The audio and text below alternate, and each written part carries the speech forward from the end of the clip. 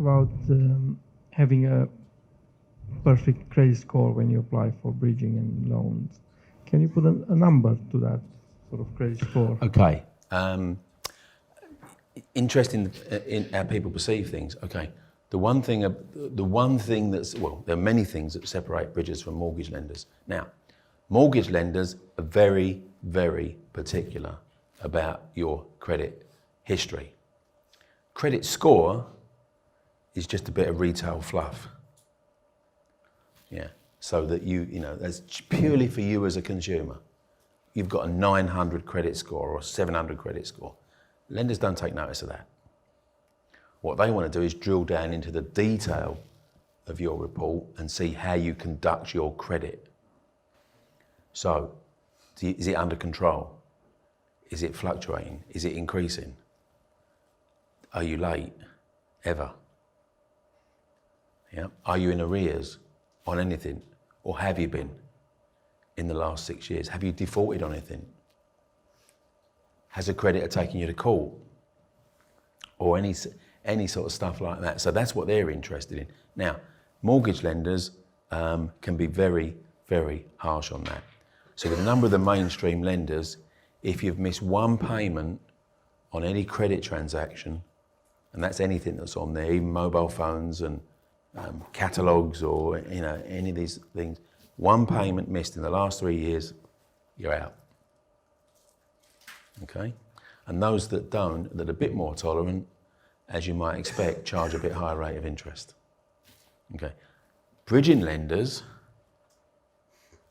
I think we used the phrase earlier, take what you know about mortgage lending, turn it on its head, because then often the opposite applies. Now, bridging lenders aren't really bothered about your credit history. You got some missed payments, so what? You got some arrears, as long as they're not too big, so what? You got some defaults, so what?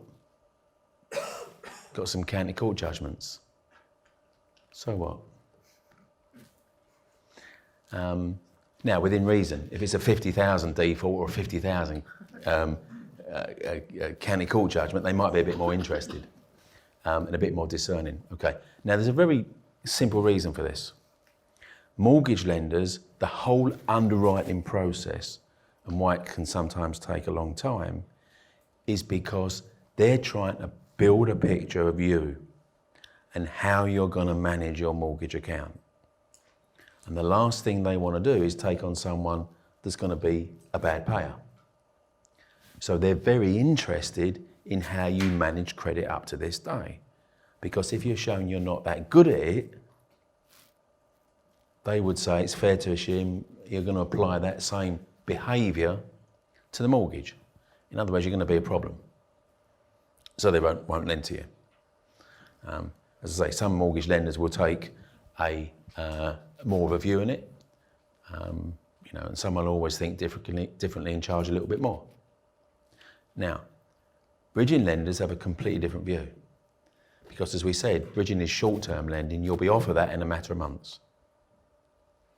So therefore, your credit history to a bridging lender, when you're either going to, by selling it or refinancing it, pay them back in full within a matter of months, is of significantly less importance.